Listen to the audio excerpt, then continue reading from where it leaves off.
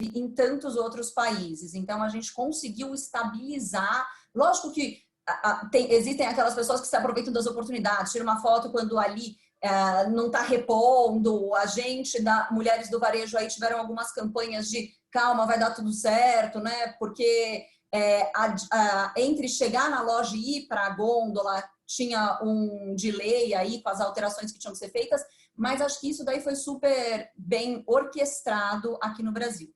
Daí vai para a preparação para a quarentena, então vou ter que me preparar para essa história de ficar em casa, que eu não entendi muito bem o que significa, não entendi quais são os limites, aonde que vai parar isso. Então eu faço uma compra com uma ideia do que vem pela frente, e aí eu entro na vida restrita. E essa vida restrita me traz outras informações, ela me traz outros sentimentos, eu começo a mudar de percepção. E para chegar nesse novo normal, eu acho que a gente aqui no Brasil ainda, como o Brasil não está vivendo ainda o novo normal, podemos dizer que sim, tem algumas cidades já começando a liberar, já tentando alguma coisa, mas ainda diria que o Brasil como um todo estamos na vida restrita. E o que essa vida restrita, então, ela traz, né? Ela traz, primeiro eu queria lembrar que quando a gente fala de Brasil, estamos falando de um país continental. São muitos Brasis dentro deste Brasil. Então, tem que tomar muito cuidado. Os nossos dados aqui, eles vão reportar o total Brasil, mas é importante que as ações de cada um de vocês, eles sejam certeiros para aquela região específica onde você está trabalhando, né? Então, acho que uma coisa assim, nesse momento mais que nunca, cuidado para não generalizar e ir o mais profundo possível dentro da informação. O que a gente vê? Esse brasileiro mais cozinheiro do que nunca, então a etapa de vida restrita despertou a parte de cozinhar, despertou essa vontade de cozinhar, essa vontade de eu vou levar para dentro de casa a saúde, segurança, lazer, entretenimento com a parte da cozinha, né? Então a gente vê categorias aí aumentando muito e muita utilização de coisas mais básicas. Então a gente vê categorias do básico tendo incrementos, enquanto categorias que são mais de beleza, que eu não diria até que o brasileiro parou de experimentar, porque o que a gente vê é que não parou de experimentar, ele ainda continua testando, experimentando. Obviamente, estamos falando de um Brasil enorme, sim, existe polos diferentes, então existe um grupo de pessoas que teve que reduzir o máximo do consumo, mas também um grupo de pessoas que estão buscando ter prazeres e lazeres que tinham fora de casa, agora dentro das suas casas. Entra no jogo mais forte do que nunca o canal online. Essa informação aqui é só para mostrar e confirmar como que está a evolução das vendas semana a semana. A gente, interessante aí, acho que reforçar que logo, a gente tem aqui, primeiro, a saída do carnaval, né? Então, aqui, assim, essa queda que foi a semana aí de carnaval, que é normal, natural, essa retração. Mas a gente vê que quando começam as notícias, o brasileiro vai para o canal online. Mas aí, o que acontece na semana de 17 a 23 de março? Essa é a semana que foi todo mundo para o canal online e o canal online não deu conta. E o número de pedidos era muito maior do que o que se conseguia processar com as pessoas que estavam ali, sendo que nesse mesmo momento também era exigido das pessoas que estavam ali uma postura completamente diferente. Distanciamento, utilização de equipamentos aí para segurança, uma nova forma de chegar até a casa do consumidor, porque se ele quer reprogramação aí de tecnologia e tudo mais. E aí, para fechar essa parte aqui, dar o pano de fundo aí para as meninas continuarem e a gente voltar na discussão, a gente já consegue ver novos hábitos modelando essa normalidade. Então, quando a gente não estamos ainda na fase 6, Mas o que os dados, o que as informações conseguem mostrar para a gente da Nielsen é, primeiro, segurança é tudo. E a segurança não é só fazer, eu tenho que fazer e mostrar que eu estou fazendo. Principalmente para quem está trabalhando com online, para quem está trabalhando com entrega a domicílio. Como que eu estou garantindo que essas pessoas que estão chegando na minha casa também estão seguras? Então, como que ela me entregou? Como que ela veio de máscara, ela manteve distância? Então, tem todo um treinamento também aí exigido. A redução do contato humano, a gente vê tanto do lado dos varejistas quanto do lado dos consumidores esse pedido para redução, né? Essa necessidade de redução. Aí acho que a gente pode começar desde eu não quero assinar, pegar na sua caneta para assinar o pedido quando chega em casa, até se eu vou no ponto de vendas, por que também que eu preciso pegar o produto da gôndola, pôr dentro de um carrinho, tira do carrinho, põe no caixa, depois volta para uma sacola. Nossa, poderia ser cortado esse processo e eu tenho menos contato com o produto, menos chance de me contaminar e também na saída da loja. A sensação de riqueza muito relacionada com saúde, principalmente com comer saudável. Então, eu vou estar bem, eu vou estar rico se eu estiver comendo saudável, né? Isso daí deriva também em diferentes regiões do que significa. Uma busca por alimentos frescos de forma digital. Então, aqui acho que o ano passado, em várias conversas e palestras e discussões com a indústria, as pessoas perguntavam, mas quem é que vai consumir alface online? Gente, está todo mundo agora consumindo alface online. Então, acho que a gente tem muitos paradigmas, muitos mitos que tinham sendo quebrados assim de uma vez. Eu já falei um pouco de lazer dentro do lar, não só com cozinha, mas entretenimento e conhecimento também. Em entretenimento, lazer, esportes também. Aqui um ponto importante, essa compra de abastecimento. O que está acontecendo? A gente viu nos últimos anos o brasileiro indo mais vezes no ponto de venda. Então, ele reduzia o tamanho do carrinho dele e fazia mais compras, ele ia mais vezes, né? E o que a gente vê aí nos dados das semanas passadas e dessa semana é uma compra volta a aumentar o valor do ticket e ele vai menos vezes no ponto de venda. Então, quando ele vai na loja física, ele fala, se eu já estou aqui, eu vou comprar o máximo que eu preciso e que eu posso, dada a minha condição financeira, comprar no momento. A aceleração da quebra de barreiras entre o on e o off, acho que esse vai ser o grande tema da conversa agora. Então, muita coisa aqui, vou, não vou, como eu vou, né? Isso muito acelerado, muito também varejista, indústria, assim, discussões que achavam que era um problema, então agora a gente está falando, é isso que tem, vamos lá. O que a gente percebeu nas 2 últimas semanas, principalmente, uma tendência não só ao Brasil, mas América Latina, essa experimentação e snacks, obviamente estou falando de um polo aí do consumidor, mas eu estou me dando a chance de algumas economias que eu estou fazendo, eu estou buscando experimentar coisas novas. Aqui eu acho que muito importante, já que essa experimentação eu não vou ser mais abordado no ponto de vendas, eu vou ter que me comunicar com esse consumidor. Eu preciso chegar nele para contar para ele essa experimentação. Com cautela, com cuidado, vamos falar um pouco disso também, mas sim está havendo experimentação de coisas novas, categorias crescendo que não tinham uma tendência de crescer, ou snacks, que logo nas primeiras semanas acabaram caindo um pouquinho e agora voltando. Então, sorvete, por exemplo, é uma categoria que na América Latina inteira acabou voltando com força e que tinha sofrido uma retração no começo e agora volta com força. Biscoitos, principalmente os biscoitos mais premium, em alguns países também voltando com essa força. Acho que a quebra do tabu que não existe idade ou classe social para se comprar online, seja da maneira que for, WhatsApp, através de aplicativo de rede social, ou e-commerce, marketplace, ou os concierges online aí que a gente fala, que são Rappi, iFood, James Delivery, Uber Eats.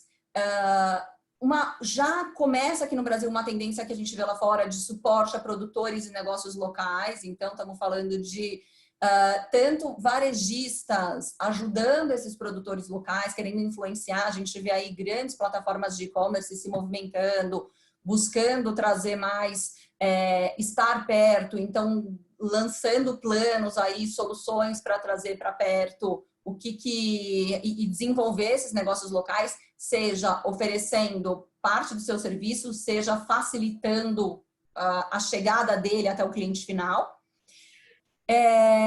Velocidade da comunicação e hiperexposição das marcas, o que é positivo e negativo ao mesmo tempo. Então, sim, a sua marca está mais exposta, a gente vê direto aí listinhas, né? Quem são as marcas mais lembradas, quem são as marcas que estão fazendo bem, que não estão fazendo bem, e o pessoal colaborando mesmo. Então, é muito legal, porque existe sim um aumento muito grande de audiência, as pessoas estão buscando saber mais, porém, assim, levando muito mais em consideração o que está sendo falado. E o senso de comunidade, o coletivo, o social, que impacta tanto na parte de experimentação, impacta na parte que a marca está se comunicando, e em como toda a plataforma está ajudando aí o meio que está inserido. Bom, da minha parte era isso.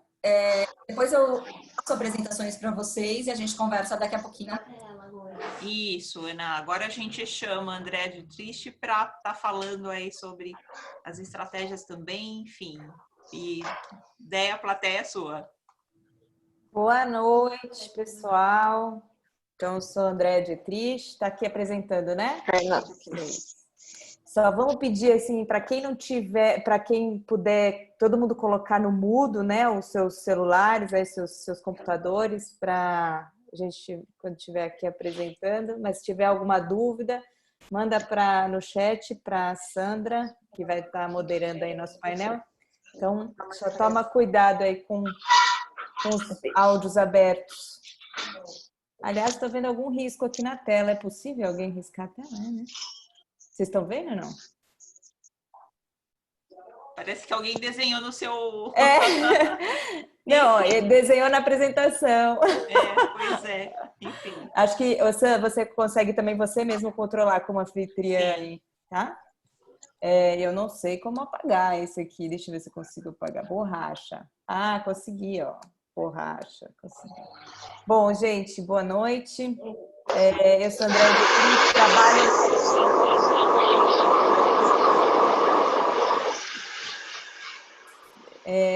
eu trabalho com estratégia digital há um tempo. Eu toco essa parte um dos meus principais temas é transformação digital, apoiando desde startups a grandes empresas no processo de transformação, de gestão, de cultura digital. Acho que a gente está vivendo esse mundo completamente novo e diferente, e é um pouco desse trabalho que eu faço. E uma das minhas frentes aqui de trabalho está muito conectada com o ressignificado das marcas. E a gente hoje, o nosso tema aqui é falar sobre marketing, né? Então, quando a gente fala daquele marketing que a gente estudou, que a gente conheceu lá na faculdade poucos anos atrás, né, gente? Vamos pensar assim.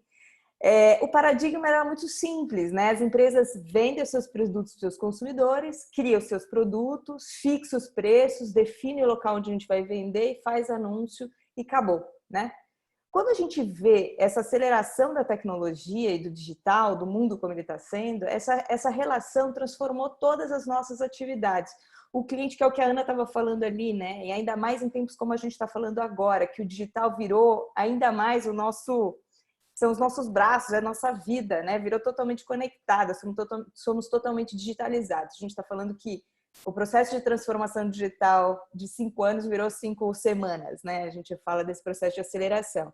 Então, a internet, essa conexão, esse mundo digital acelerou e transformou completamente as relações de marcas com seus consumidores, com seus stakeholders, com seus parceiros. A gente viu a Ana falando aí da relação com os fornecedores, né? Dessa questão desse senso de comunidade. É sobre isso que a gente vai falar aqui, um pouquinho sobre isso. Então, a gente está falando dessa migração, dessa mudança de um cenário de um marketing que era pautado por manipulação, né, onde eu ditava as regras desse jogo, a marca mais egocentrada lá em cima, ditando o que o mercado deveria consumir.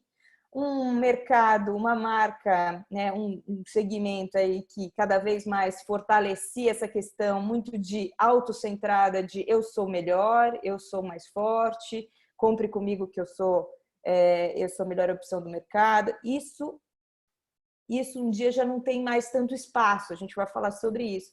E as marcas que não entendem muito dos ambientes e dos contextos, né? A marca que não quer conhecer o seu cliente, que não entende muito bem esse cliente, está entrando, a gente faz essa brincadeira do Bridget Jones, chegando numa festa de fantasia, mas não sabendo o que é o contexto que ela vai encontrar.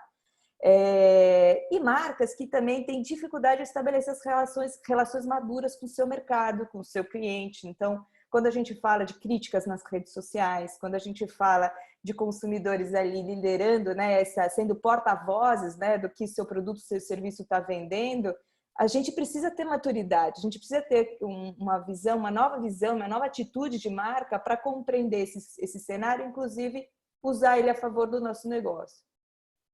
Então, esse cenário, esse contexto, não faz mais sentido já há algum tempo, e a Covid só veio acelerar isso e transformar tudo que a gente vinha falando de tendências, né, Ana? A gente está vivendo agora de uma forma radical, ou é ou não é. Então, eu trouxe aqui um panorama sobre essa evolução, né? Do que a gente está falando, o que era esse 1.0, quando a gente fala, por exemplo, de produtos e serviços, era centrado mais em produtos e serviços, agora a gente começa a falar muito mais sobre causas, sobre propósito social.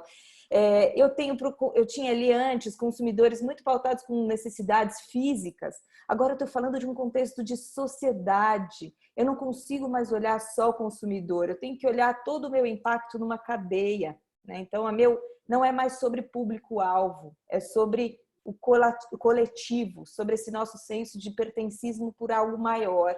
Quando a gente fala de produtos e serviços, eu não estou falando mais, eu não posso mais só falar sobre os meus produtos e serviços, eu tenho que agregar uma relação muito mais humana a essa marca, levando isso para um pensamento muito mais de plataformas de experiências de marca. E eu não falo mais só dos benefícios econômicos que eu vou gerar com o meu produto, meu serviço, mas como eles também atendem às necessidades emocionais. Isso a gente está vendo muito forte e eu vou falar sobre cases disso.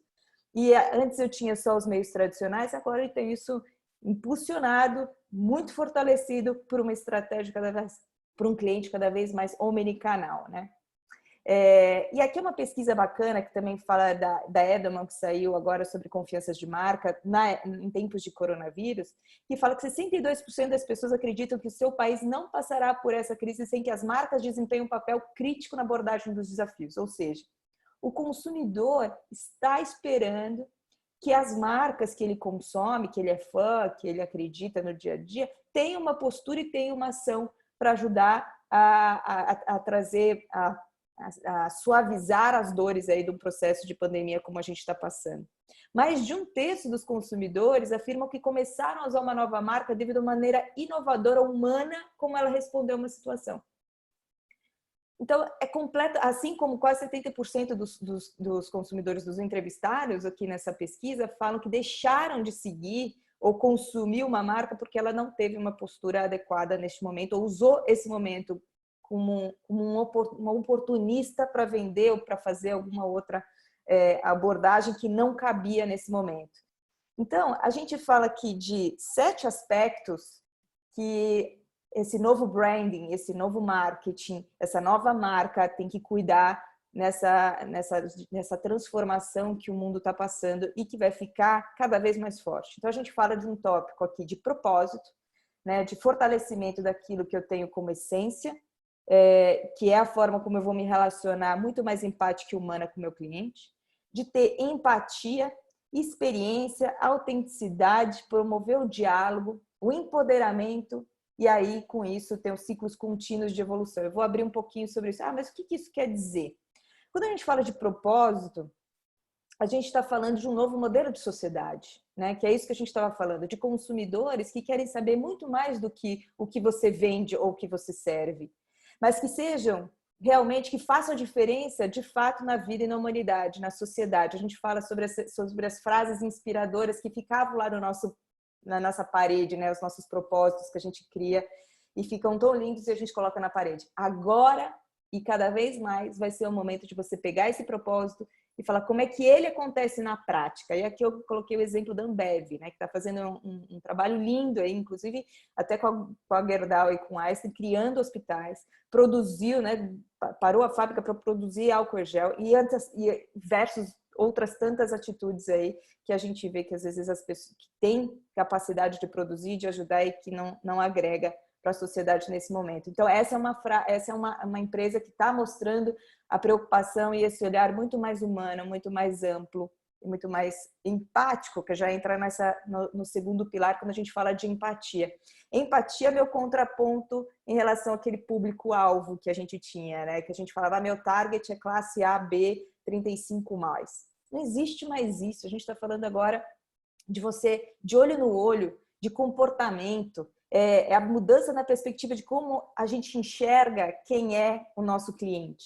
E ele é muito maior do que só o cliente, é colaborador, é stakeholder, é a nossa capacidade de entender o outro e se colocar no lugar dele e construir uma relação verdadeira, próxima e relevante. Então, empatia é uma palavra da vez. Aí a gente vê que 2 cases que eu acho muito bacanas, a HP, no HD, HP, que fez a doação de impressoras 3D, né? Então, produziu outros tipos de equipamentos para ajudar, apoiar e fazer doação. Aí a gente vê aqui também a Bacardi pensando no público que ela atende, a quem ela serve, que são os bartenders, bar staff, etc. Falou, como é que eu crio um programa de apoio emocional e acolhimento com essa categoria? E fazendo atendimento online de profissionais com profissionais de psicologia, para dar apoio psicológico para essas pessoas. E ajudando eles, como é que eu crio um webinar para eles poderem gravar vídeos e vender os seus produtos, seus serviços numa época como essa. Então, isso é você falar, como é que eu sinto a dor do meu cliente, me coloco no lugar dele e ajudo ele. E aí vem o pilar de experiência, que as marcas, elas deixam de ser só produtos e serviços. Como é que eu começo a ver esse meu negócio, essa minha marca, com uma plataforma de experiências e serviços muito mais ampla do que só aquilo que eu vendia? É uma nova forma de servir. É hora da gente pensar muito além do desafio de venda de um produto e sim de uma marca, como que ela pode contribuir nessas experiências na vida das pessoas. Eu gosto muito desse case da Chipotle, que é uma rede de fast food americana, que fala muito de alimentação saudável e tal, que em época de isolamento como essa, putz, ela está com os restaurantes fechados, além de eu vender por delivery, faço o pick-up at store, formato clique e retira, essas coisas, como é que eu posso trazer um serviço, um valor agregado nas relações desses meus clientes? Provendo encontros como esse a gente está fazendo aqui no Zoom. Então, ela começou a abrir sessões, né, agendamentos de sessão para as comunidades se encontrarem e se relacionarem, quebrando o isolamento e trazendo as pessoas para fazer novos amigos. Essa é uma coisa que, assim, às vezes é um serviço que não tem nada a ver com o seu negócio idealmente, você fala, putz, isso aqui agrega porque faz sentido com o meu propósito, com a minha causa de marca. Quando eu falo de autenticidade, que aí é o outro step ali da nossa flor, agora é a época da transparência máxima. E nós estamos sendo exemplo disso. Sandra na casa dela, eu na minha, a Paty, as crianças passando atrás, a criança que entra na live. Não tem mais PJ ou PF. A gente está falando agora desse mix. E essa humanização das relações cabe também muito para as marcas, né? Essas relações de trabalho entre colaboradores e tudo mais, a gente também está falando entre os consumidores e as suas marcas, né? Essa transparência máxima, transformando as relações. Então, e aí não cabe mais a gente separar, que é o que a gente estava falando aqui, né? Separar, não tem mais a persona A ou B, tudo isso forma opinião em relação. E aí um case ruim, que é o CEO do Madeiro, né? Quando dá um depoimento que o Brasil não pode parar por 5 ou 7 mil mortes. Isso foi super ruim, super prejudicial para a imagem dessa marca. Então, cuidado com o que a gente vai falar aqui e essa verdade, essa transparência, né? O que o seu colaborador está falando agora sobre você nas redes, né? Como você está trabalhando, como é que você está tratando a sua gente em tempos de pandemia? Isso é o seu valor, isso é o seu marketing, essa repercussão que a sua marca está tendo. E quando a Chevrolet vai lá e fala que ela preza por liberdade, vende carro e a indústria automobilística minguando, entra com o pronunciamento falando: às vezes nos deparamos com alguns obstáculos, não use o seu Chevrolet, fique em casa. Isso é você ter um posicionamento forte, autêntico de marca e entender o momento do seu cliente. Eu gosto muito dessa frase da Brené Brown que fala: seja você mesma, essa é a única coisa que você vai fazer bem na vida, do resto você sempre vai ser péssimo. O que sua marca faz bem e como que ela pode criar esse olhar cada vez mais humano para criar essa proximidade com o seu cliente. Criando essa proximidade, essa autenticidade, essa transparência, eu entro na etapa de diálogo, né? Que a gente fala aqui que é começa a nascer um formato de cooperação que é muito mais do que eu conversar e responder ali nas redes sociais. É eu romper essas barreiras de competição, eu me abrir para cooperação. E isso está sendo muito bonito da gente ver. Isso não tem volta, não vai mudar, só vai se potencializar. E quando a gente vê a Netflix, né, falando que o mais importante é você se cuidar, ficar em casa, e ela dá uma lista de sugestões de outros tantos programas como Globo News, Globoplay, outros canais para você assistir, ela está colocando seus competidores ali no feed, na lista, e esses todos os competidores entraram nesse diálogo com essa marca. Isso exponencializou, isso virou muito os fãs da marca, ainda mais fãs pela atitude muito menos egocêntrica que aquilo que a gente estava falando no começo, e muito mais pensando nessa cooperação. E quando a gente vê o Outback falando: putz, os nossos ovos de Páscoa eu estou doando aqui para o mercadinho de bairro para que ele possa se sustentar. Não compre de mim, compre do menor. Compre do mercadinho que você sempre foi cliente. Isso é uma atitude de marca cidadã, de uma marca consciente, de uma marca dessa nova economia.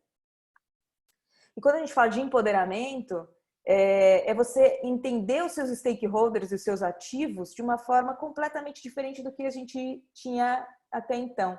Quando a gente vê que uma Reserva, por exemplo, né, a marca de roupas e etc., ela abre uma plataforma de revenda dos seus produtos para os próprios clientes virarem revendedores e vendedores da sua marca. Você transformou o seu vendedor, o seu cliente, em vendedor, e ele é comissionado e ele vai ter uma renda aí X% de que ele vender para você. A ReHap, que transforma os vendedores delas em ativos digitais para vender no WhatsApp, inclusive as pessoas do escritório, saindo todo mundo vendendo. Agora foi o momento de você rever o papel do cliente, o papel do colaborador, o papel da marca, do CEO, e como é que você empodera essa rede, essa comunidade para exponenciar o potencial que elas têm para disseminar informações sobre os seus produtos, os seus serviços. E por último, para a gente fechar aqui, o mundo mais digitalizado impõe novos comportamentos, uma forma desafiadora de operar. Então, nada disso é possível, nenhuma dessas marcas fez o que elas fizeram, se você não tem um líder corajoso e humano por trás disso tudo. Então, a gente fala do papel do profissional de comunicação, papel do profissional de marketing, totalmente se transformando, né? Então, a gente vê muitas discussões muito conectado com a pessoa com o CTO de tecnologia, surge um CDO, que é Digital Transformation Officer, surge a pessoa de conhecimento do consumidor, que está totalmente vendas, totalmente conectado.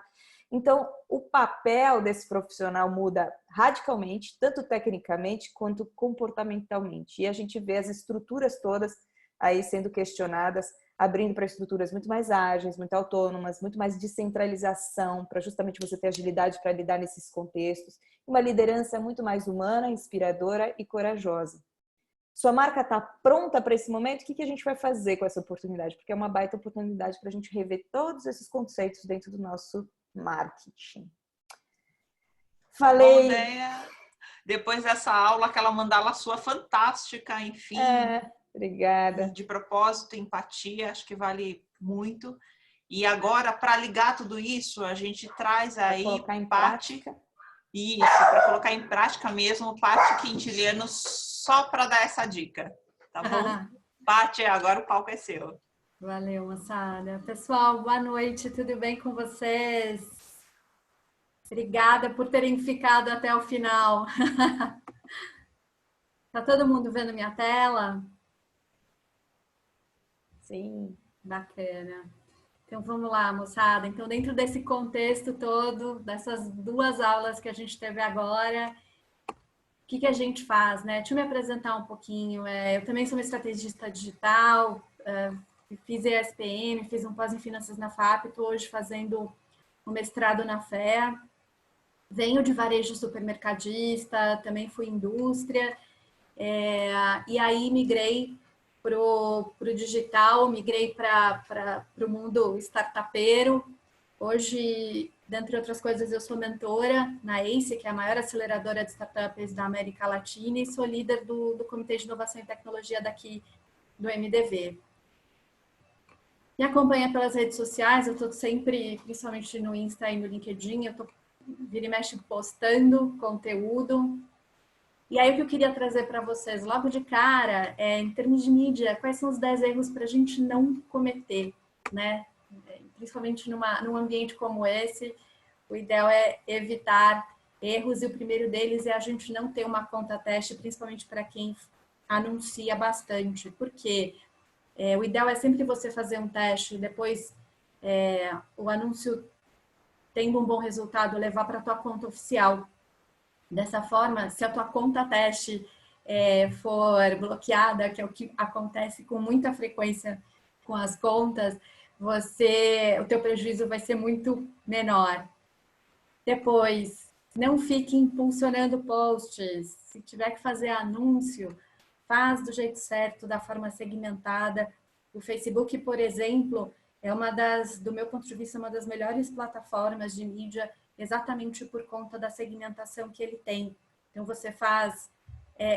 o que a Didi comentou, a gente não tem mais hoje AB 35+. A gente tem interesses, pessoas que se agrupam por interesses. E esse é o principal ponto, né? Acho que é a principal vantagem de uma plataforma como o Face. Não usar call to actions. A gente, às vezes, acha que o consumidor sabe, percebe, vê. Moçada, a gente não pode partir desse princípio. A gente tem que imaginar que a briga pela atenção, né, desse usuário é sempre muito grande, e necessariamente a gente precisa ter um clique aqui, teste grátis, faça agora, veja, aprenda agora, cadastre-se. Isso é fundamental dentro do ambiente digital, tá? Onde a gente não tem um ser humano ali do lado explicando. Ainda quando a gente fala de anúncios, um ponto bem importante é você fazer agrupamento de palavras-chave. Então, aqui tem um exemplo bem bacana da Apple, né? A Apple vende laptop, vende tablet, vende telefone, vende de tudo. Se eles não fizerem a segmentação dos seus produtos por grupos de anúncios diferentes, eles, ao invés de dizer compre um MacBook, a única coisa que eles poderiam fazer é compre um produto da Apple. Tá? Então, agrupar palavras-chave é a mesma coisa do que segmentar anúncios para os seus produtos. E a outra coisa, né, que vira e mexe perguntam, mas para que eu preciso comprar o meu nome, a minha marca dentro do Google Ads? Ela já é minha. Compre, porque se você não fizer, o seu concorrente pode fazer. E aí, clicando no teu nome, ele pode direcionar para um anúncio dele. Não negativar palavras. Isso também é uma forma de você não perder dinheiro. Então, quando você cria um anúncio no Google Ads, você pode negativar palavras. As mais comuns são gratuito, grátis, enfim. É uma forma de você não perder o seu dinheiro. É importante ter sempre um site seguro, né? Acho que isso é uma coisa bem batida, mas ainda tem sites que não tem o Szinho no final do HTTP, e é uma bobeira fazer o certificado SSL. A gente acha que não, mas as pessoas percebem. Aliás, principalmente nesse momento em que a gente está vendendo mais online, que as pessoas estão precisando colocar os seus cartões de crédito dentro das plataformas, em que tem, por exemplo, notícias dizendo que estão invadindo o Zoom, né, dentro de salas fechadas, enfim. A preocupação com a segurança é cada vez mais importante. Quando fazer anúncios, ao invés de direcionar para a homepage, o importante é que você direcione, principalmente quando a gente está falando de e-commerce, para o produto, né? Então, faz um anúncio em cima do produto, direciona para o produto.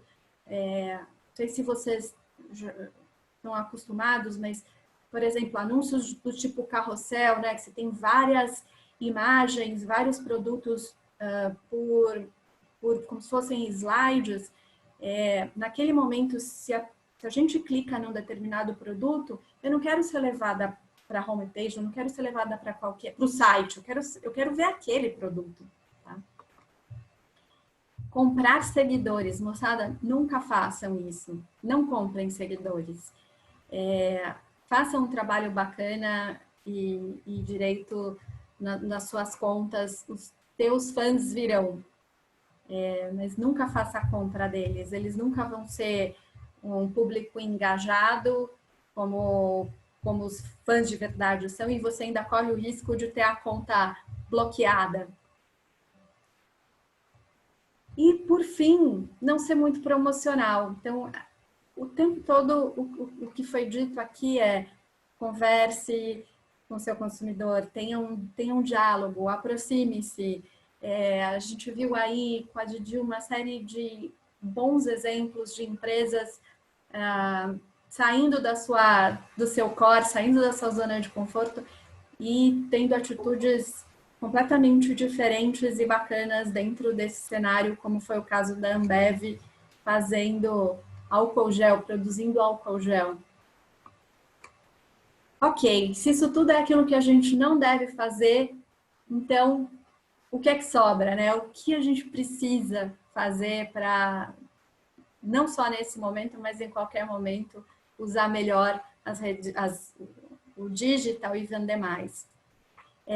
Eu gosto muito de um tipo de post que eu chamo de money post, porque ele realmente ajuda a vender mais, que é esse aqui. Essa aqui é um e-commerce australiano chamado Black Milk, que eu gosto muito. Ele é bem nichado, é para um público geek. E o que eles fazem? Eles têm, como vocês podem ver, mais de 1 milhão de seguidores, por exemplo, no Insta. E eles incentivam muito seus seguidores a marcar Black Milk, a usar a hashtag, a mencionar Black Milk, porque isso é como se fosse um opt-in, né? Como se fosse uma permissão de uso de foto. Então, o que eles fazem? Por exemplo, dentro da página de produto, claro que sempre vai ter uma modelo usando, mas eles usam também fotos de pessoas reais usando o mesmo produto. E aí a gente real mesmo, quer dizer, eu não estou falando aqui da modelo magra, alta, curvilínea, não, eu estou falando de gente de verdade usando exatamente a mesma peça. Isso cria uma conexão muito grande com os usuários e, por incrível que pareça, vende mais. Isso não acontece só na Austrália, né? Essa aqui é a Raquel, uma amiga minha. Ela tem uma loja, uma boutique no Brooklyn. Essa aqui é a loja dela. E tem também o e-commerce. E tem uma história maravilhosa relacionada a Money Post. Eu vou colocar, se vocês não ouvirem, por favor, me avisem, tá?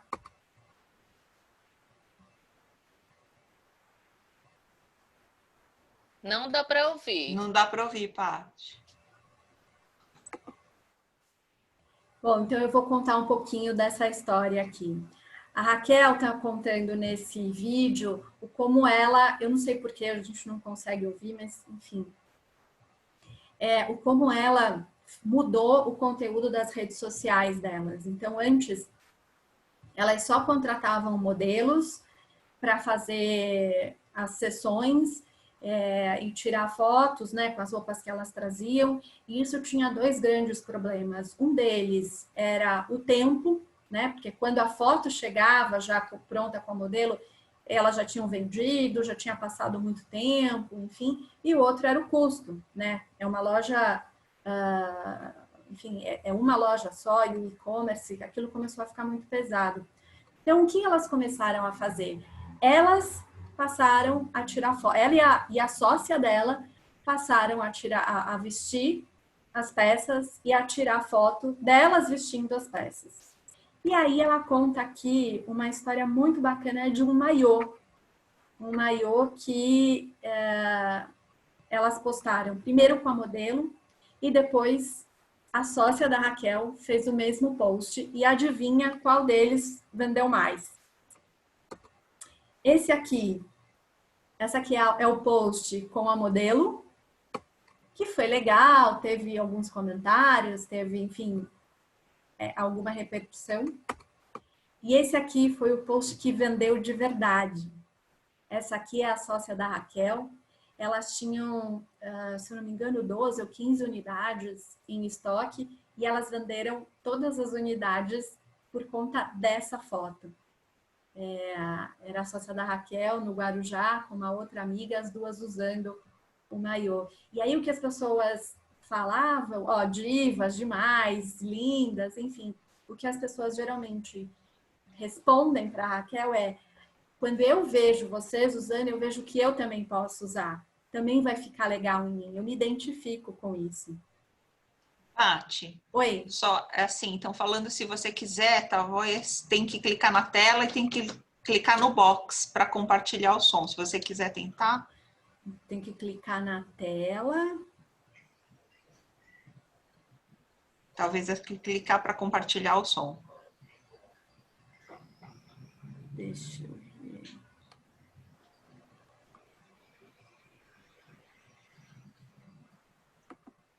Acho que talvez aqui. Olá, eu sou a Raquel da iBoutique. Isso. Então gente, vale a pena. Olá, eu sou a Raquel da iBoutique Bloom e eu vim contar um pouquinho como a gente transformou o conteúdo das nossas mídias digitais. A gente começou como muitas marcas, fazendo fotos com modelos e fotógrafos profissionais. Eu e a minha sócia, a gente até tentou se fotografar no início, mas além de não ter corpos de modelos, a gente também não se achava fotogênica. O que acontece é que uma vez a gente postou fotos nossas nos nossos perfis pessoais e gerou venda logo de cara. E a gente percebeu que a gente precisava fazer mais fotos nossas usando os nossos produtos para gerar mais vendas. O resumo é que hoje em dia mais de 70% das fotos são com a gente. Mesmo não sendo magras, altas, a gente faz essas fotos e isso gera uma identificação com o nosso público. A gente tem um case que foi o icônico aqui. Temos um maiô da nossa coleção de verão que eu postei com a modelo da confecção e ele quase não gerou engajamento no Instagram. No próximo final de semana, eu fotografei a minha sócia, que tem 58 anos, junto com uma amiga com o mesmo maiô.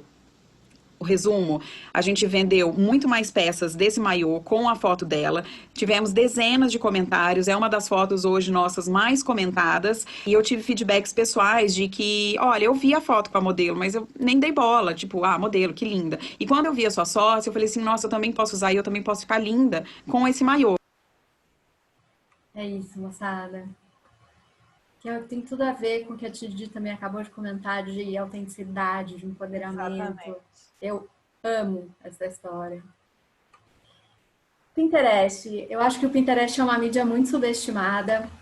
Só para vocês saberem, 84% dos usuários do Pinterest tem intenção de compra, né? Usa quando está decidindo o que comprar.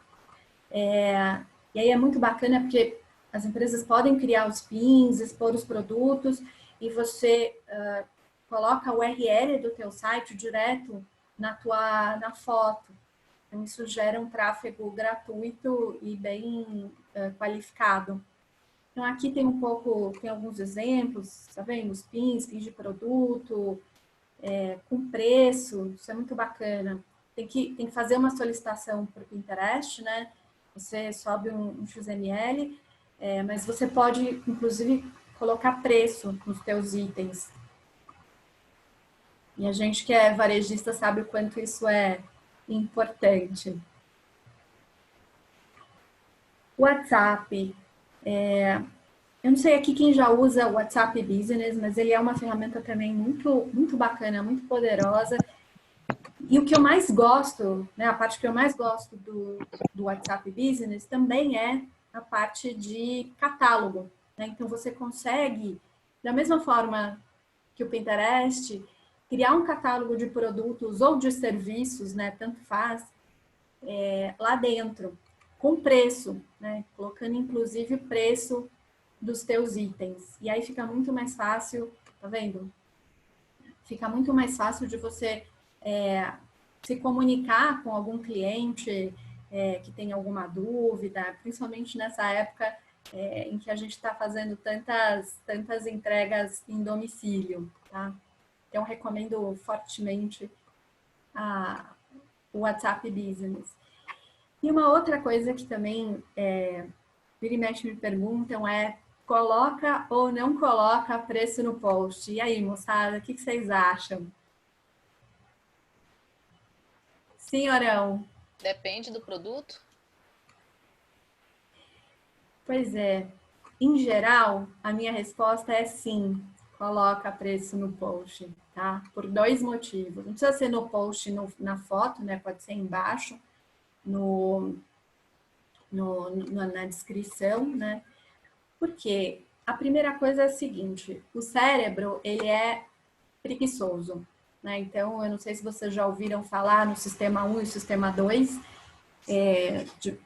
um conceito de um livro chamado Rápido e Devagar, 2 formas de pensar. Ele diz o seguinte: o sistema 1 é o rápido, o sistema 2 é o lento. A nossa central de decisão, por incrível que pareça, está dentro do sistema 1. E várias coisas são decisões, mesmo que a gente não entenda dessa forma, né? Então, escovar os dentes, levantar da cama, coisas, virar o carro quando você recebe uma fechada, tudo isso faz parte de decisão. E ela precisa ser rápida, porque se isso não fosse assim, não teriam 7 bilhões de habitantes no mundo, né? A gente morreria muito mais cedo se para cada coisa que acontecesse a gente precisasse levar para o sistema 2, analisar e depois decidir. Então, e o sistema 2, ele também consome muito mais energia do cérebro. Então, é isso, o cérebro é preguiçoso, ele fala: cara, eu não quero gastar energia, eu quero resolver o mais rápido possível. Então, quando você bota o preço ali, de cara, o que você está fazendo é conversando com o sistema 1, tá? Que é o sistema da decisão. E o segundo motivo é: quem não é teu consumidor, pode dizer que o produto é caro, pode dizer que o produto é barato, não importa. Ele não é teu consumidor. Então, a ideia é que você faça marketing para quem é o teu consumidor. E ele vai entender que aquele preço também é para ele. Tá? Que geralmente o medo é esse: ah, mas eu vou afastar o consumidor. Não, cara, você vai afastar quem não é teu cliente. Quando a gente fala de indexação, todo mundo aqui sabe usar hashtag. Primeiro é importante a gente entender um pouco do conceito, né? Hashtag é como se fosse um gancho. E é onde a gente se pendura nesse gancho, tá? Então, por isso que a gente precisa, em cada post que faz, tá sempre colocando a hashtag, né, com os temas relacionados àquele post. Como é que a gente encontra hashtags relacionadas ao post que a gente está fazendo? A gente dá uma olhada no Instagram, vai ali na lupinha do Insta. O Insta é um lugar bem bacana para a gente fazer pesquisa de hashtag. Então, você vai lá na lupa, digita o tema, né, lá em cima do qual você está tratando. E aí o Insta, ele vai trazer a quantidade de postagens que usam aquela hashtag. Então, é bacana você olhar tanto hashtags que tenham muitas menções, mas hashtags também que tenham uma quantidade menor de menções, porque é como se fosse uma segmentação, né? Então, óbvio, moda vai ter muito, porque é uma palavra só, mas se a gente vai para moda evangélica, ou para moda infantil, ou para moda masculina, tende a segmentar e você conversar melhor com o teu público. E aí, quando você, por exemplo, clica também em qualquer uma delas, o próprio Facebook, o próprio Insta, vai te trazer quais são as outras que têm correlação com a principal, com a que você clicou. Então, também fica muito mais fácil de você fazer a escolha de quais hashtags usar.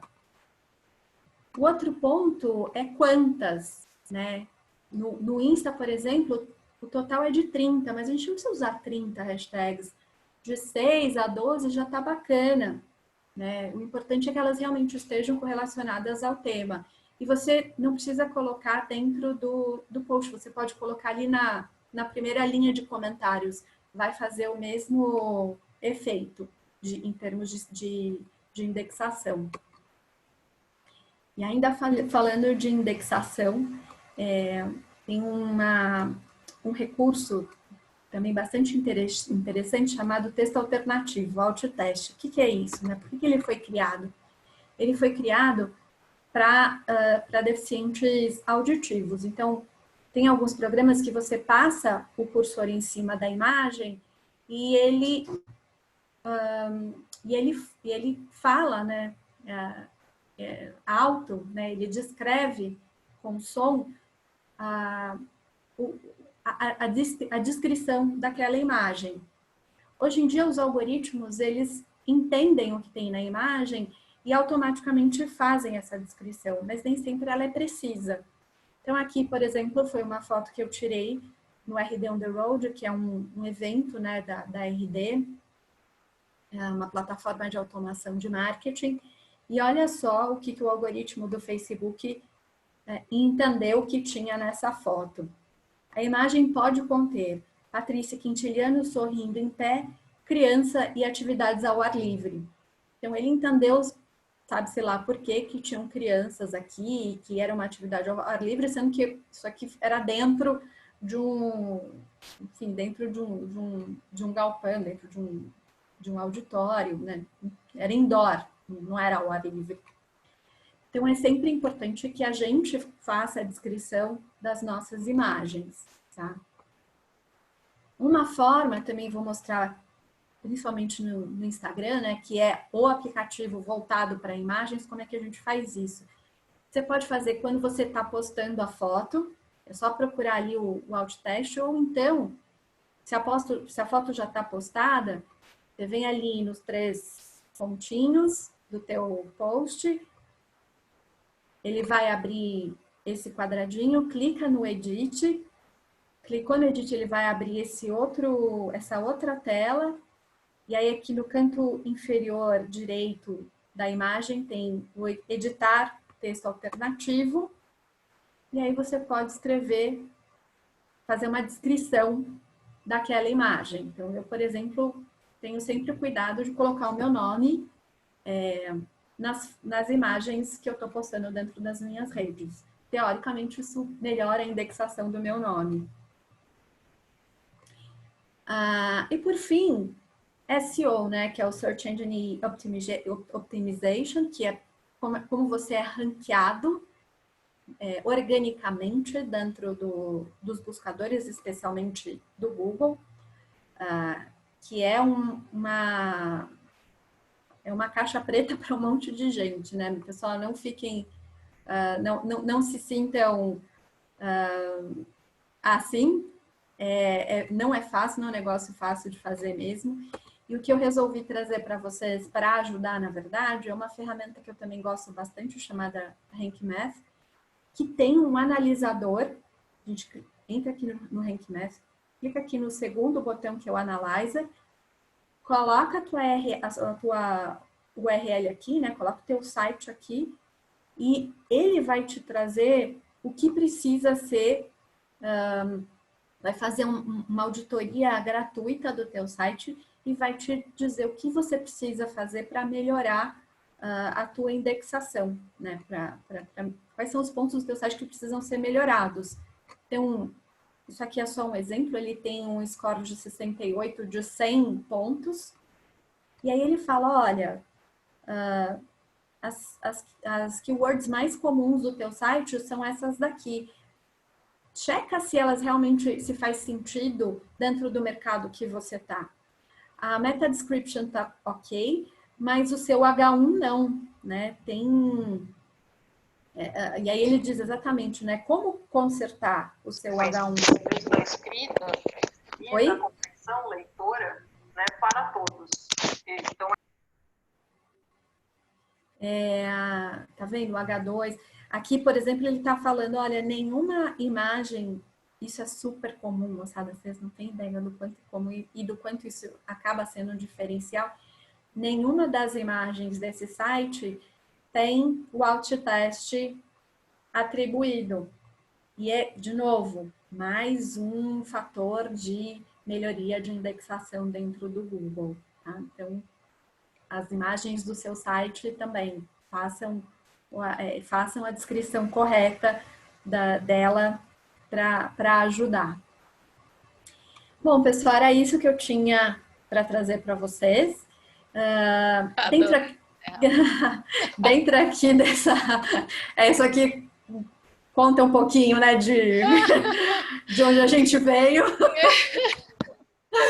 E eu tenho, aqui nessa apresentação, tem mais alguns bônus, tem os 14 principais erros que as empresas cometem nas mídias sociais, tem mais algumas ferramentas bem bacanas que eu costumo usar também para turbinar as redes, enfim. E aí, se vocês quiserem essa apresentação, é só entrar no meu Insta, lá no link da bio, né? Clica nela, vocês vão cair numa outra telinha, vai ter lá um botão, quero apresentação, e aí é só se cadastrar, você recebe isso por e-mail. Tá bom, moçada? Meninas, agora eu vou partir para algumas perguntas e vou começar com a Ana aqui. Ana, a gente está falando um pouco do comportamento de consumo, enfim, até que o pessoal está começando a comer snacks e tal.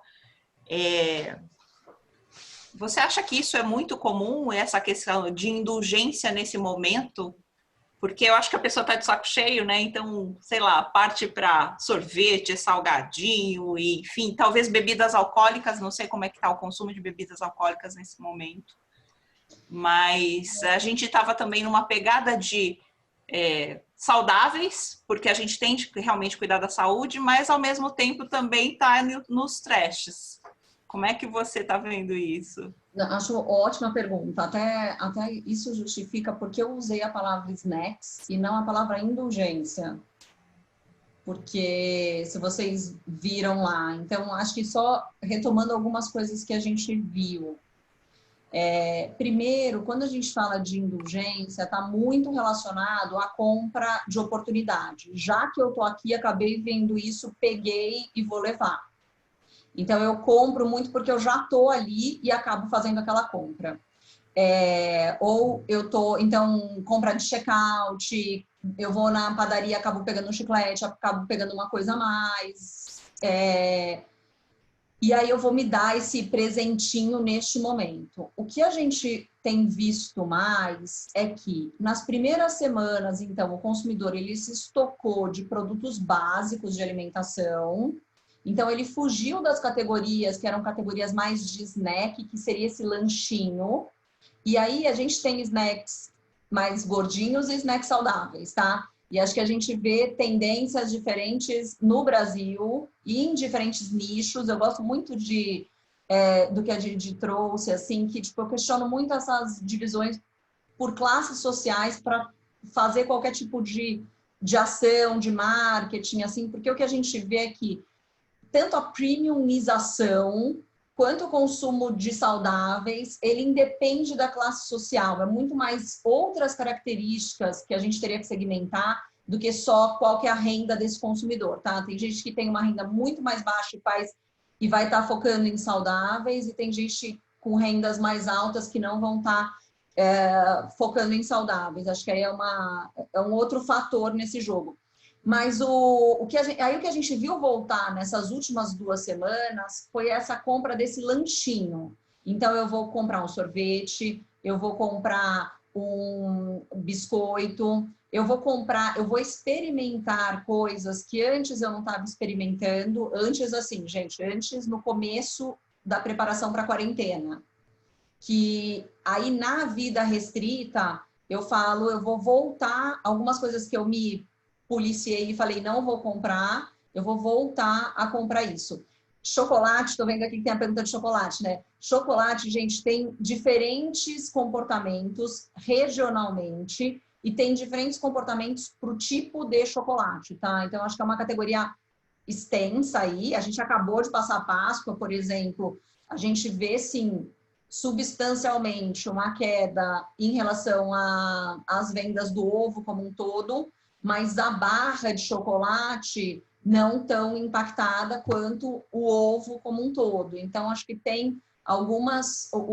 Aí ele migra para uma embalagem menor, muitas vezes, ou consumidores que aí dentro de casa, vamos dizer assim, cada um consumia seu chocolate, uma família que tem filhos adolescentes. Cada um consumia seu chocolate num momento de trabalho e escola. Agora ele vai comprar para dentro de casa. E aí ele vai buscar uma barra maior, porque aquela barra vai ter que servir a casa inteira. Então, eu acho que quando eu falei que a gente tem que tomar... Tem algumas categorias que tem que ser muito granular para entender o que está acontecendo, como que ele está se comportando. Mas algumas...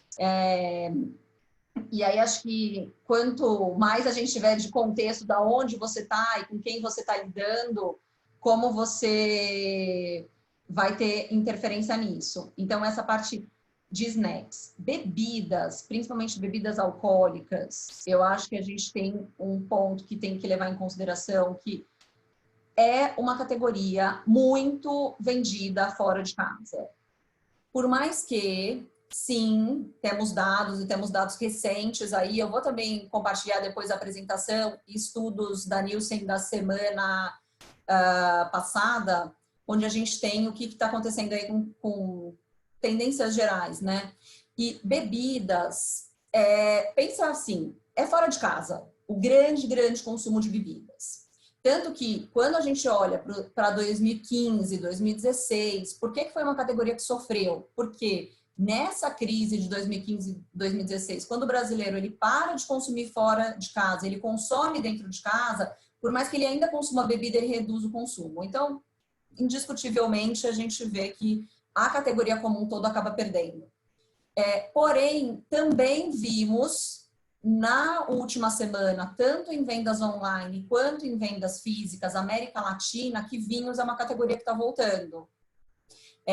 Champanhe, uma categoria que começou a engrenar mais na venda dentro do lar.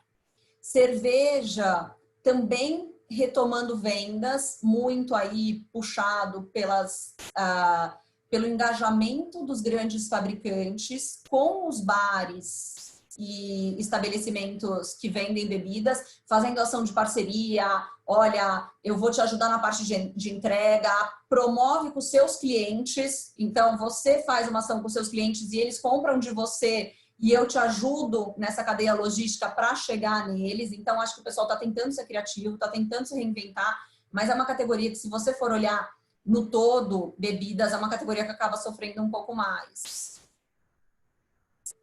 E pergunta dentro disso que eu não respondi? Não, tá certo, porque a gente tem essa questão mesmo de estar falando um pouco do saudável, até comentaram aqui, né, mesmo antes de Covid, mexia com e-commerce, mas estava vendendo hortifruti, enfim, a gente passa pelos saudáveis, e depois você comentou isso do snacks, e eu vi uma matéria falando sobre indulgência, parece que Nutella cresceu 230, sei lá. Já que é para ficar em casa, vamos comer coisa boa. É isso aí. Não, é o pé na jaca, né? Eu acho que assim, agora o que a gente vê, esse cozinheiro, então esse brasileiro que fica mais cozinheiro também, e começa a comprar, né, os ingredientes aí e tudo mais. E essa é uma outra coisa, e agora eu passo para a Andréia, que é o seguinte, assim, você falou dessa questão da mudança, né, que agora você tem propósito, empatia, enfim. E a gente está falando dessa mudança muito recente, né? Precisou de um impacto muito grande para realmente a gente ter essa mudança. Mas a gente já vinha falando dessa questão do cliente no centro das coisas. Você acha que depois disso vai se manter? Não vai ter volta. Acho que é daqui... Vocês estão me ouvindo? Então, né? Eu acho que é o que você falou, acelerou. Tô concordando. E aí não vai ter mais volta. Assim, o consumidor ganhou agora uma outra relação, tanto de serviços, que é o que a gente falou, o digital só vai crescer, só vai estar ainda mais presente. Então, assim, o varejo está se preparando para receber um novo cliente. totalmente digitalizado, muito mais consciente do papel de cada uma das marcas, muito mais aberto, que exatamente o que a Ana estava falando, muito mais aberto para degustar, experimentar coisas novas, com o bolso completamente torto, porque assim, ele vai deixar Então, assim, a gente está vendo aqui muito desemprego, né? Então, isso crescendo, as pessoas tendo que segurar um pouco aí as suas despesas. A gente está vendo o calendário, né, do ano que vai sofrer impactos completamente... Vai ser um ano completamente atípico. Então, as categorias que normalmente o varejo comumente trabalhava ali das férias, do final do ano, as despesas com viagem, você vai ter uma troca do bolso ali, de como você despende assim, suas finanças, né? Como é que isso vai participar ativamente ao longo do seu ano, aí vai ser completamente diferente. Então, a gente vai ter um mercado, a gente já tem um cliente completamente diferente, e a gente precisa preparar o mercado agora para receber esse novo comportamento daqui em diante. Eu acho que você até respondeu, fizeram uma pergunta de como é que você vê as demissões nessa fase. Né? Eu vi essa questão. Eu acho que é por aí também. Você está falando das tendências, enfim, do bolso diferente, de mudar talvez a rota do que você vai fazer, o que vai ser. E a gente... E é isso, assim, infelizmente... e eu trabalho muito com startups, com negócios pequenos, assim, é muito dolorido a gente ver o que está acontecendo de fato, né? Assim, você não ter caixa aí para segurar 2, 3 meses de crise, essa transformação de fato está trazendo um impacto econômico muito importante. Obviamente que a gente mantém o volume de consumo, que também tem uma parte toda que não vai ser impactada por isso, mas assim, a gente tem um novo cenário econômico para lidar. Mas aí eu acho que também vai começar a surgir, que é o que eu coloquei na última bolinha de ciclos contínuos, que é como eu trabalho, que é como a parte de trabalho. Vai surgir cada vez mais os seus profissionais liberais, esses microempreendedores, micronegócios. Então vai surgir também aí uma camada de novos empreendedores, que agora, que se você faz um bolo bem, agora é a hora de você abrir o seu WhatsApp para vender as suas habilidades. Então, vai ter desemprego, estamos vendo, estamos vivendo, mas também vai surgir aí uma nova economia, novos tipos de profissionais. Estão perguntando também do consumidor de luxo, né? Que talvez tenha a ver com esse comportamento mais consciente, não sei, enfim, não sei como vai ficar esse consumo de luxo. Então, o consumo ou não. Então, existem hipóteses, existem caminhos que estão sendo estudados, a gente não sabe exatamente como é que vai ser. Se abrir o mercado, vai todo mundo desenfreadamente, né? Todo o tempo de privação que você teve, você vai sair desenfreado, falar, preciso consumir mais para relativizar o tempo que eu fiquei sem. Mas também eu acho que vai sair uma camada de gente revalidando o seu consumo, porque justamente assim, quanto tempo eu estou aqui dentro de casa usando muito pouco o meu cartão de crédito, coisas que você antes você comprava, que você fala assim, será que faz sentido, né? Será que faz sentido mesmo eu consumir tanto sobre disso, gastar tanto com isso ou com aquilo? Então a gente vai revalidar muito os nossos conceitos aqui de despesas. Eu acho que esse traz o consumidor mais consciente. E é isso que a gente estava falando também num âmbito muito mais também social, como sociedade, como sustentabilidade, né? Esse consumidor de luxo também entendendo isso, assim, como é que eu estou impactando, né? De uma maneira muito mais aí agressiva para a população em geral, né? Paty, aí seguindo um pouquinho do que a Déia está falando, dessa questão de novos comportamentos, novos segmentos, né? O pessoal também perguntou assim, e quais são as estratégias aí pós-Covid? A gente está falando das estratégias digitais aí. Como é que você vê isso? Olha, não tem uma resposta de ouro, né? Assim, faça isso, faça aquilo. Mas tem, obviamente, um feijão com arroz que precisa ser bem feito, simplesmente bem feito. Então, aproveitar melhor as suas redes sociais para conversar, para ter essa conversa direta com o teu consumidor, né? Cuidar bem disso. não realmente deixar isso de lado. Responder sempre, né? Qualquer tipo de comentário, seja ele bom ou ruim, dá atenção para essa pessoa. Se você tem um site, ter o feijão com arroz também bem feito, que do ponto de vista de SEO, ter as imagens com alt test, entender quais são as palavras-chave do teu mercado e ver se elas estão ali, se elas aparecem ao longo do teu site. Se for fazer anúncio, faz com bastante critério, com bastante consciência, né? Não só terceiriza isso para uma agência, enfim, tenta descer no detalhe e entender exatamente como o teu mercado funciona, como o teu consumidor funciona. Tem tanto curso gratuito online para você aprender melhor a fazer, por exemplo, anúncio no Facebook, que às vezes eu acho um pecado, né? Dependendo, obviamente, do teu budget, eu acho um pecado terceirizar. Então, esse cuidado com o teu investimento também, obviamente, normalmente é feito, mas acho que com as ferramentas, como elas são muito, muito próximas e são muito fáceis de mexer, vai precisar ainda mais dessa consciência, né? E é isso, tá à mão. As ferramentas estão super à mão. Então... eu até acrescentaria nesse ponto, assim, a gente tá tendo milhões de novos entrantes digitais, né? Que estão tendo, às vezes, experiências muito frustrantes. O produto Justamente. não chega, porque a gente está tendo uma logística caótica, a gente não tem mais entregador, a gente não tem mão de obra para tudo isso, né? Nem pessoas capacitadas para tudo isso. Então, eu acho que assim, o que a gente precisa se preparar? Se preparar se capacitando, e é isso que a Paty falou, assim, tem muito conteúdo disponível, né? gratuitamente, de práticas.